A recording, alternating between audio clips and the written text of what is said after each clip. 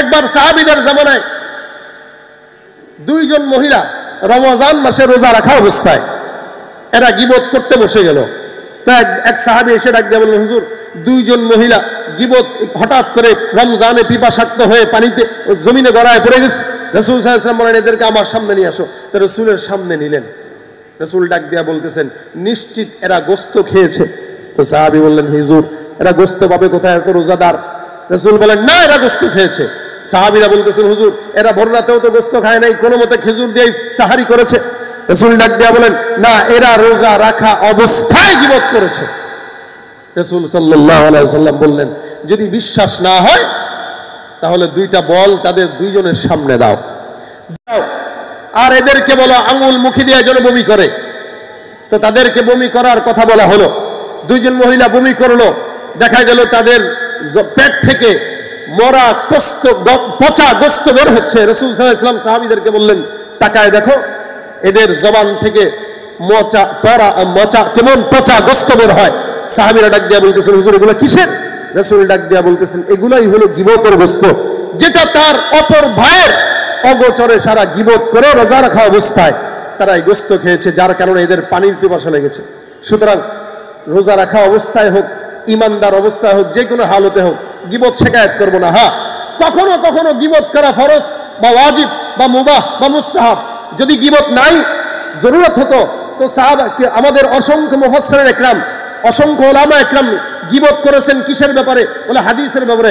ইলমুল জারাহ তা'দিলে যদি সাহাবা ইকরাম অথবা আমাদের উলামা ইকরাম অথবা মুফাসসিরিন ইকরাম, মুহাদ্দিসিন ইকরাম এই গীবতগুলো না করতো, তাহলে আমাদের কাছে যঈফ হাদিস আসতো, সহিহ হাদিস আমরা পেতাম না। কিন্তু তারা হাদিস রওয়ায়াতের ক্ষেত্রে জনগণকে সতর্ক করেছেন যে ভাই, অমুক লোক ফাসিক, তার থেকে হাদিস গ্রহণ করা যাবে না। প্রকাশ্যে তারা এই সমস্ত হাদিসগুলোকে সহিহ আনার জন্য এই সমস্ত মিথ্যুক হাদিস যারা রেওয়ায়াতকারী, এদের গীবত সমাজে গিয়েছেন। হ্যাঁ, আমরাও গাবো, তবে কাদের? দুই বেলায় গীবত করা জায়েজ আছে।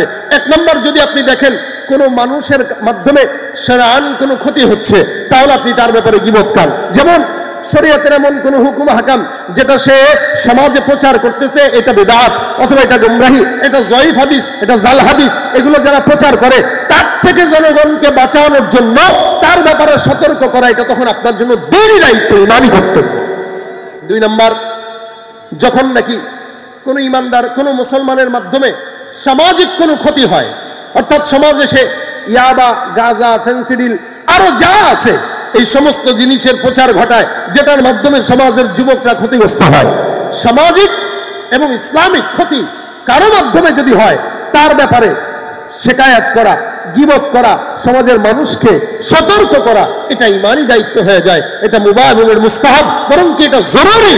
কিন্তু এই দুইটা বাদে যদি কেউ শত্রুতা বশত, নিজের অহংকার বশত, দলে দলে কুন্দল বশত কোনো দল কোনো দলের বিরুদ্ধে, কোনো ব্যক্তি কোনো ব্যক্তির বিরুদ্ধে গীবত শিকায়াতে মগ্ন হয়, 100% এটার মতো গুনাহের কাজ আর অন্য কোনো কিছু হতে পারে না।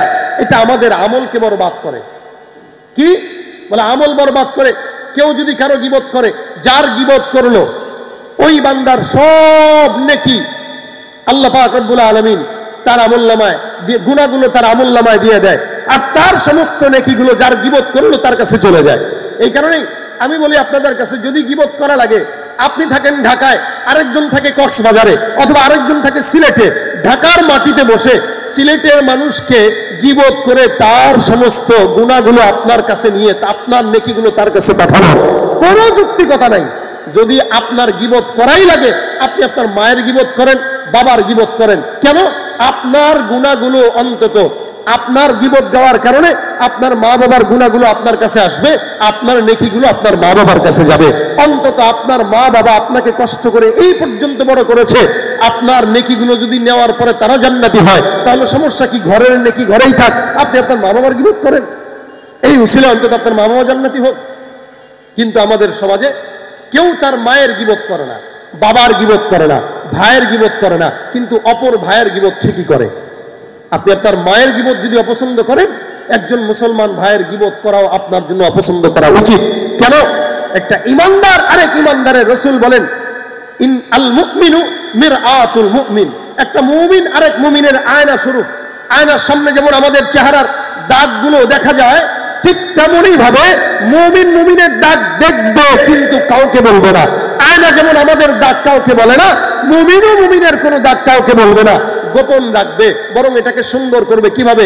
ইন্নামাল মুমিনুনা ইখওয়াতুন ফাআসলিহু বাইনা আখাওয়াইকুম ওয়াত্তাকুল্লাহ। মুমিন মুমিনের ভাই।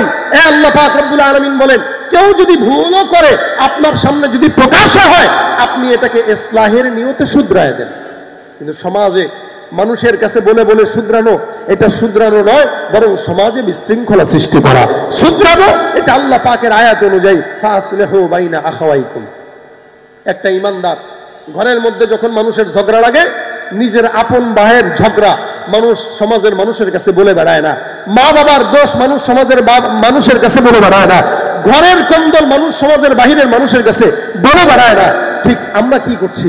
আমরা এখন যেই সময়টাতে আমাদের দেশের শিক্ষা ব্যবস্থার ভিতরে সমকামিতার প্রচার প্রসারের পায়তারা করা হচ্ছে, মানুষকে ডারউইনের মতো শেখানো হচ্ছে, এদেশের শরীফ আর গল্প প্রচার করা হচ্ছে, ওই সময় আমরা আফসোস তাদের বিরুদ্ধে না আচরণ করে আমরা আমাদের মুসলমানের ভিতরে আমরা আমাদের দ্বন্দ্ব লেগে গেছি। আর এদিক দিয়ে তারা সুযোগ পেয়ে শরীফ আর গল্প ঢুকিয়ে মুসলমানের ঈমান নষ্ট করার পায়তারা করতেছে। ঠিক কি রাজা বলেন? এই জন্য সতর্ক থাকবেন ভাইরা আমার। নিজেদের গীবত নিজেরা না করে আমরা একে অপরকে মুমিন ভাই হিসেবে শুধরে দেওয়ার চেষ্টা করব। মুমিন ভাই হিসেবে আমরা তাদেরকে ইসলাহের নিয়তে কাছে টান দিয়ে ডাকবো। কেউ ভুল করবে, ভাই ফোন করে আপনার এই কাজটা একটু খারাপ লাগতেছে, এটাকে শুধরায় নেন। আল্লাহ পাক রব্বুল আলামিন বরকত দিবে ইনশাআল্লাহ। দেখবেন সে যদি শুধরায় তো আলহামদুলিল্লাহ, আর আপনি যদি দূর থেকে বলে তাকে আঘাত দিয়ে বলেন, সে আরো হিতে বিপরীত হওয়ার সম্ভাবনা থাকে। এতে শুধরানো নয়, বরং সমাজে ফিতনা ছড়ায়। আর ফিতনার ব্যাপারে কি বলেছেন এটা তো আমরা আল্লাহ পাক রব্বুল আলামিন কি বলেছেন এটা আমরা ভালোই জানি। আল্লাহ বলেছেন আল ফিতনাতু আশাদ্দু মিনাল কাত, হত্যা থেকে মারামারি থেকে ফিতনাটা মারাত্মক অন্যায়। সুতরাং সমাজে আমরা যেন ফিতনা না ছড়াই, গীবত নামক শিকায়াত নামক এই সমস্ত কাজ থেকে আল্লাহ পাক যেন আমাদেরকে হেফাজত করে, বলেন আমিন। এখানে যে সমস্ত ভাইরা আছেন বসছেন, আমি আজকে আপনাদের সামনে এই কথাগুলো খুব দিল থেকেই বললাম। কেন? সমাজে আমরা আলেম ওলামারাও আজকে গীবতকে পানি ভাত মনে করি, বরং ইবাদত মনে করি। ইবাদত, যে এটা বলা আমার ইবাদত, এটা বলা আমার দায়িত্ব, ইমানি দায়িত্ব। কিন্তু কোনটা গীবত আর কোনটা ইমানি দায়িত্ব আর কোনটা শিকায়াত আমরা নিজেরাই এটা বুঝতেছি না। যার কারণে সমাজে ফিতনা বাড়তেছে, দলে দলে কোন্দল বাড়তেছে। এই কারণে আপনাদের কাছে আকুল আবেদন, আল্লাহ পাক যেন আমাকে আগে গীবত থেকে হেফাজত করে, আপনাদেরকেও যেন গীবত থেকে হেফাজত করে। ইমানদাররা আমল করে অনেক। রাসূল সাল্লাল্লাহু আলাইহি ওয়াসাল্লাম বলেন, একদলই এক ইমানদার আল্লাহ পাকের নিশ্চিত জান্নাতে যেও আটকায় যাবে। বলে কেন? যার গীবত করেছিল ওই বান্দা তার জান্নাতের দরজার সামনে এসে হাজির হয়ে বলবে, ভাই জমিনে আমার গীবত শিকায়াত করে আমার সম্মান নষ্ট করেছো, আজকে তোমার কারণে আমি আমার আমলের কমতির কারণে জাহান্নামী হয়ে যাচ্ছি, কিন্তু তুমি আমার গীবত করার কারণে আমার সম্মান নষ্ট করেছিলে, আজকে আমি মাফ করব না, ওখান থেকে আমাকে কিছু নেকি দাও। রাসূল বলেন, নিশ্চিত একজন জান্নাতি বান্দা গীবতের গুনাহের কারণে ওই ব্যক্তিকে যখন আমল দিতে যাবে, আমল দিতে যে এই ব্যক্তি নিশ্চিত জান্নাতি হয় জাহান্নামে হয়ে যাবে, আর ওই ব্যক্তি নিশ্চিত জাহান্নামী হয়েও তার ওই নেকগুলো নিয়ে জান্নাতি হয়ে যাবে। এই কারণে আমাদের জবানের হেফাজত করা চাই। জবান এটা বড় মারাত্মক জিনিস। এই জন্য রাসূল সাল্লাল্লাহু আলাইহি ওয়াসাল্লাম বলেন, যার জবান থেকে অন্য মানুষ নিরাপদ থাকে সে খাঁটি মুমিন। আমি কাকে কি বলতেছি একটু চিন্তা করে বলবো, একটু যাচাই বাছাই করে বলবো, আদৌ কি এই লোকটা এই কথাগুলো শোনার যুক্ত কিনা, উপযুক্ত কিনা। যদি না হয় তা না বলি, খালাস, আমি আমার জিহ্বাটাকে যতক্ষণ পর্যন্ত আমি জারি রাখবো, গীবত শিকায়াত নয়, জিহ্বাটাকে আল্লাহ পাকের জিকির অথবা রাসূল সাল্লাল্লাহু আলাইহি ওয়াসাল্লামের দুরূদ শরীফের মাধ্যমে আমি আমার জিহ্বাটাকে জারি রাখবো।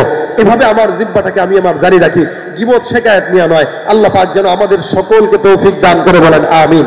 এখানে যারা বসছেন আর আমি যে বললাম, যা কথা বললাম, যা কথা শুনলাম, সব কিছু যদি আমলের নিয়তে বলা হয় আর শোনা হয়, ইনশাআল্লাহ এই 2 দিনব্যাপী মারকাজে ফয়জুল কোরআনের মাহফিলটা আল্লাহ পাক নাজাতের উসিলা বানায় দিবে। বিশেষ করে আমাদের শ্রদ্ধেয় ভাই মুর্তজা হাসান ফয়জি মাসুম ভাই, উনি অনেক চৌকান্ন মানুষ, এলমি মানুষ। আল্লাহ পাক ওনার মাধ্যমে নীরবে বহুত বড় একটা খেদমত নিচ্ছেন। আল্লাহ পাক যেন ওনার জানে, মালে, ইমানে, আমলে, হায়াতে, রিজিকে ভরপুর কামিয়াবি দান করে, বলেন আমিন। এই বাংলাদেশের অসংখ্য হেফজুল কোরআন মাদ্রাসার মধ্যে থেকে আমার পছন্দের অন্যতম মাদ্রাসা হলো উনার মাদ্রাসা।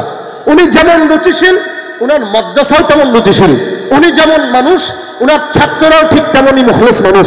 আলহামদুলিল্লাহ, বাংলাদেশে অনেক হাফেজ কোরআনদের ব্যাপারে অনেকে কথা বলতে পারলেও হাফেজ তাকরিমের ব্যাপারে একটা কথাও কেউ বলতে পারে না, কি ঠিক না?